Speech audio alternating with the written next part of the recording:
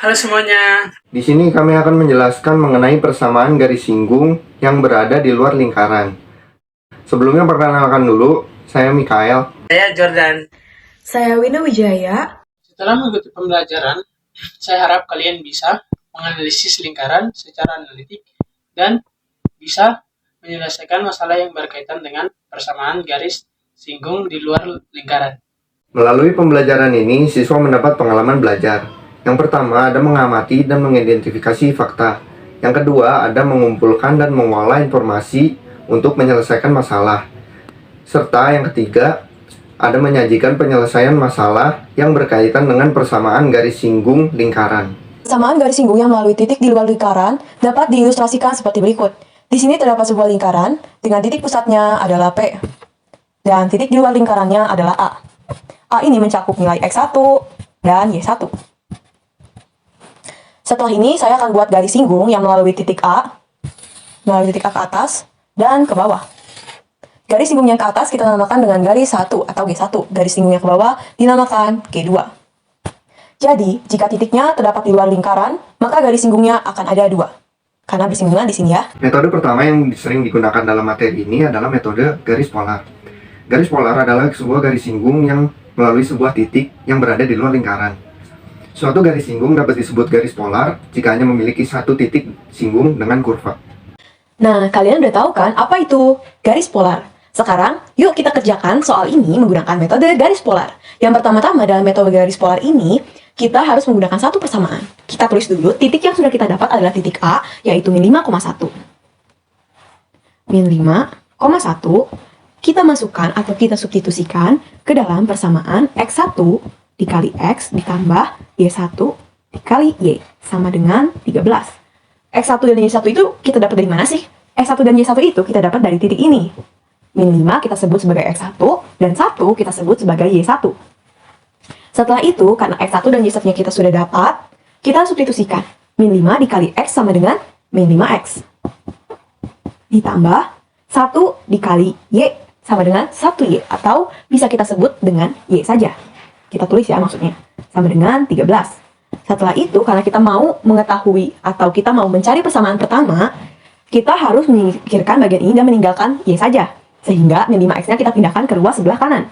Jadi kita tulis ya, Y-nya sama dengan, kita tulis variabel terlebih dahulu, menjadi 5X ditambah 13. Ini persamaan pertama sudah kita dapat.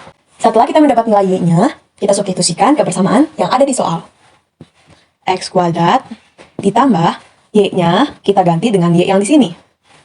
Jadi 5X ditambah 13, Y ini ya, dikuadratkan. Kuadrat sama dengan 13. Ini ya. Setelah itu, kita kuadratkan nilai ini.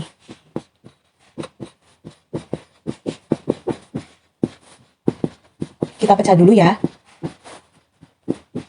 Nah, 5X dikali 5X, 25X. Kuadrat. 13 dikali 13, 99 ya. 5X dikali 13, ditambah 65X. 5X ini dikali 13, 5X ini ya, kali 13, 65X juga. Nah, 13 di sini kita pindahkan ke ruas sebelah kiri, menjadi min 13. Pastinya yang di sebelah kanan 0 dong ya, kan udah dipindahin. Nah, terus kita substitusikan nih. Kita jumlahkan maksudnya. X kuadrat ditambah 25X sama dengan 26X kuadrat. Karena ini tuh sama aja 1 kan nilainya. 1 ditambah 25, 26. Nah, X kuadratnya kita tambahin aja di sini langsung, karena kan mereka sama variabelnya. Nah, terus ditambah, kita tulis dulu yang ini nih. 65 ditambah 65 adalah 130X. Nah, 169 dikurangi 13, sama dengan plus 156 saja, nggak ada variabelnya. Kita pindah ke sebelah sini ya. Nah, karena ini itu terlalu rumit untuk difaktorkan, kita bagi semuanya dengan 26, supaya nanti bisa difaktorkan karena hanya ada X kuadrat saja, nggak ada variabel di depannya. Kita bagi semuanya dengan 26. 26X kuadrat dibagi 26X kuadrat, ditambah 5X, 130 bagi 26, 5 ya. Ditambah 156 dibagi 26 adalah 6.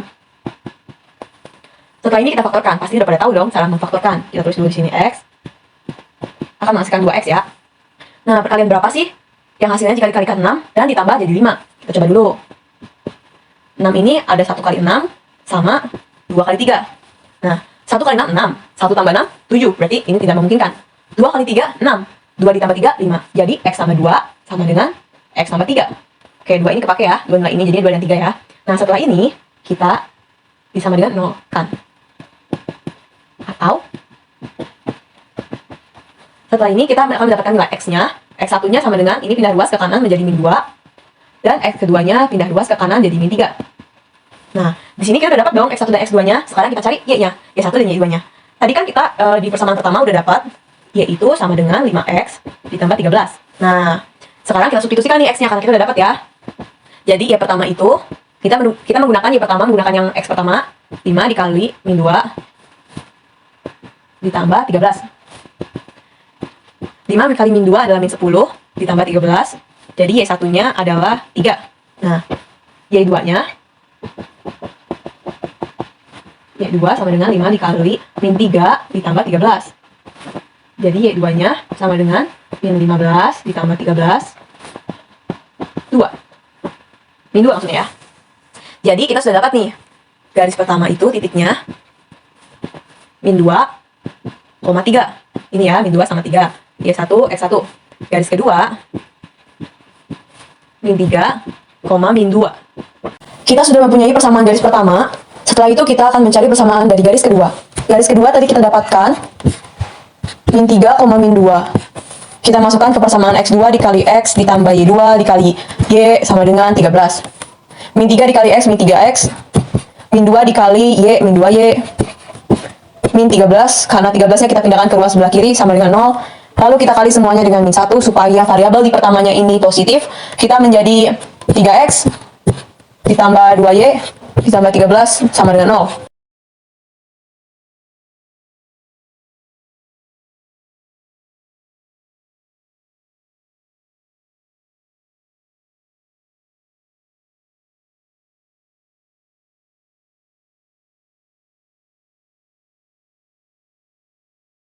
Metode kedua adalah metode gradien. Menggunakan metode ini harus melakukan pembuktian terlebih dahulu jika memang titik tersebut berada di luar garis lingkaran. Cara pembuktiannya adalah dengan menuliskan persamaan sama dengan jari-jari. X-nya ini kita dapat min 5. Min 5 dikuadratkan, Y-nya kita dapat 1 sama dengan jari-jarinya 13. Min 5 ini kita kuadratkan menjadi 25 ditambah 1 sama dengan 13. Nah, kalau misalnya dia berada di luar lingkaran, maka hasil yang di sini akan lebih besar daripada hasil yang di sini. Kita buktikan ya. 25 tambah 1 adalah 26, lebih besar dari 13. Berarti memang titik tersebut berada di luar lingkaran. Karena tadi kita telah menemukan bahwa memang titik min 5,1 ini berada di luar lingkaran, sekarang kita mulai memasukkan titik tersebut ke dalam persamaan Y min Y1 sama dengan M dalam kurung X min X1. Sehingga didapat nilai Y-nya adalah MX ditambah 5M ditambah 1. Setelah itu, karena kita sudah mendapatkan nilai Y-nya, kita substitusikan nilai Y ini ke persamaan yang ada di soal, yaitu X kuadrat ditambah Y kuadrat sama dengan 13. Setelah kita substitusikan, bisa dilihat, nanti di pause saja videonya, lalu nanti teman-teman lihat sendiri, itu sendiri, apakah memang betul, atau sama, atau salah, kalian bisa tulis di kolom komentar.